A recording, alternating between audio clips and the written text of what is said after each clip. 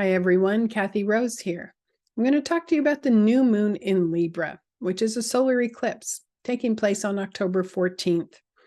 And there is so much I could share about this, but at the same time, I'm feeling this profound need to just get right to the point and condense it in simple terms. So if we look at the theme, the main themes of Libra, there's always an issue of justice, fairness, and balance that comes forward when we have strong activation with Libra energy. It demands our attention, both on a personal level and on a world level. We have to remember Libra is connected to relationship energy, how we treat each other, how we get to negotiate problems and find peaceful resolutions. And the basic thrust of the Libra energy is going to be for beauty, grace, and harmony. So all of this is surging and flowing around in the world right now, both personally and on the world level. So let's look at the chart and dive in a little deeper. You're going to see on the right side of the screen. This is not one of my mandalas, but I liked it. It has the Om symbol in the middle. And it is trying to point out the fact that even though there may be some chaos going on in the world, we can find our own inner peace.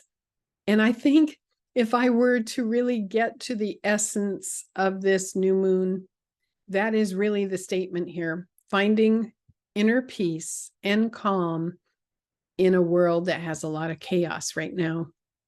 You're going to see on this chart a blue aspect structure that I have highlighted, and that's a yod. We have the planets Neptune and Uranus in that yod with the sun and the moon. It's two inconjuncts and a sextile aspect. If you're not an astrologer, don't worry about that. But basically, it's called the finger of fate. And when we have a yod, it is pointing to something. It is making a very impactful statement. And to me, what it's saying is Neptune in Pisces, which is compassion and sensitivity and higher levels of beauty, working with Uranus, which is individuality and freedom, pointing to our state of mind. Because Libra is that air sign, it is our thinking, it is our nervous system. And this yod is asking us to learn how to create harmony and peace within our consciousness on command. And that's really the statement here on a personal level. And that's a very deep and challenging thing. Do you have techniques at your fingertips that allow you to monitor your breathing and move into a relaxed place and to create a sense of balance and peace and harmony in your own consciousness when you need it? You don't want to be victimized by what's happening in the world and be out of balance because you are listening to too much news. This eclipse says step up, elevate, and rise above that and learn how to be in charge of your own thinking. It's a pretty profound and deep statement, particularly because there is a lot of intensity happening in the world right now. So this isn't an easy thing to achieve. What I would say to you about this new moon in Libra is maybe sit down and review the techniques that work for you, that help you to create peace and harmony.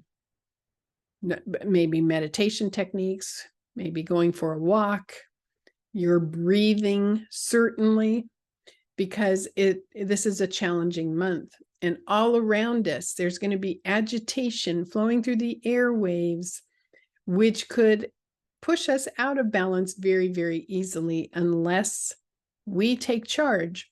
Now, as you see on this chart, we have Saturn in opposition to Venus. Venus has entered Virgo for this. We also have Mars in Scorpio. And what this tells me is the importance of commitment, committing to your own personal empowerment of being able to relax and being able to create peace and harmony when you need it. It's written all over the chart, and it is a very powerful thing to create. So we had earlier in the month of October, Mars conjunct the South Node. We had Mars square Pluto, and we unfortunately had a war break out in Israel. There was an attack, there's bombing, there's fighting going on. If you are listening to the news, if you are absorbing a lot of that, you know how that affects your nervous system. So create calm in your nervous system. Pay attention also to anything related to relationships in your life right now. Are you able to be objective, detached, and harmonious in relationships right now? Pay attention, because nerves may be frayed. I don't want to affirm that for you, but it is quite possible, which is why on screen I chose a mandala with the Om symbol in the middle, because you can activate that sense of peace at any time. It's your choice whether you do that or not. Let me show you another chart here and the power that eclipses have. So this is the chart for Israel. And as you can see, Israel has 23-degree Libra on the ascendant for the country. And that Libra eclipse hits within 2 degrees, is activating this chart. And what it's activating is a larger cycle happening for the country, which is the transit of Uranus conjunct the sun in Taurus. So I wanted to illustrate this because there's a lot of intensity happening in that part of the world, rippling out throughout the world. And that Libra eclipse is a player.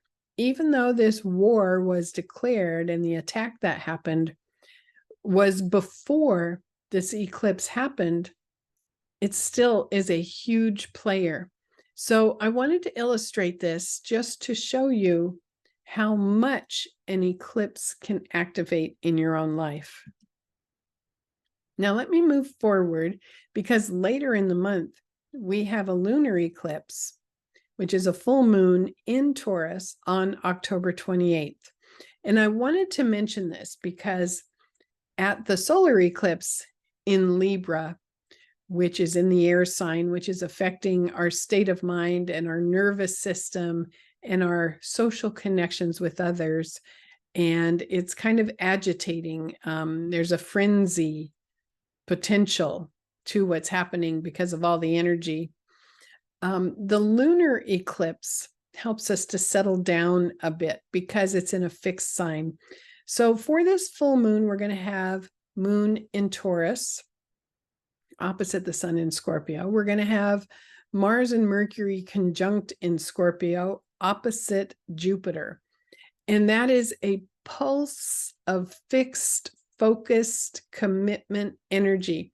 We're going to be feeling later in October this need to stabilize, this need to feel that sense of routine coming back, because earlier in October, there's just disruption after disruption and activity after activity, triggering tension, stress, ripples of energy flowing through our nervous system. But at this full moon in Taurus, it says, hey, do something to ground yourself, connect with the earth again, connect with a pulse of peaceful energy that is on the practical world, that's grounded. I'm going to show you a picture that my friend took recently. I was hugging a tree, and that would be a great thing for you to consider doing. Anything with nature where you can connect with the loving energy that flows through nature. It's very good for your health. It's real, it's tangible. Now, you may or may not feel comfortable hugging a tree. I do it all the time. I love it. But anything where you can connect with nature energy, the closer we get to that full moon in Taurus, the better. Of course, you can do it anytime all month if that's one of your calming techniques. Because remember, the new moon in Libra eclipse is trying to remind you, do you have calming techniques at your fingertips? Can you activate calm when you need it? My final thoughts for this very active month of October, and I could say very challenging month of October. I think it's fine to be challenged because many times we move to the next level of excellence when we are challenged. But that is to actively work on engaging breathing awareness so that you understand your breathing is the first thing you need to focus on if you get stressed out. Because if you stop breathing or you're breathing shallow, you're creating fight or flight in your body. So bring in the oxygen you need and then find some time to perhaps meditate. One of the best things you could do around the new moon in Libra is balance and flush your chakras. So I do want to remind you, if you don't know how to do that, on YouTube, I have 2 videos that are talking about the chakras. Video number 1, part 1, is talking about understanding the body's energy centers, understanding what those chakras are about and what wisdoms they hold. Part 2 is a guided meditation, and it's a deep one. It's 22 minutes long. If you know how to cleanse and balance and open your chakras, then you don't need to go to the YouTube videos I did. You can do it yourself. But if you don't know that this resource is there for you. It's free. I'm not asking for money. There are no ads on the video, but it can help you to do that. And I think it'd be one of the most nourishing things you could do for October, because it is saying you are committed to creating balance, harmony, and justice and fairness in your own life because you're taking charge. Now I'm sending you much love and many blessings always and forevermore. Keep that in the front of your mind, that there is love all around us and there are blessings flowing through us all the time if we can open up to them, even while we're under these very supercharged, powerful patterns. So I look forward to seeing you at the forecast video for November. In the meantime, breathe, meditate, flush those chakras, and be ever so aware that you can activate the techniques that you have at your fingertips at any time to stay in balance. Okay, bye for now.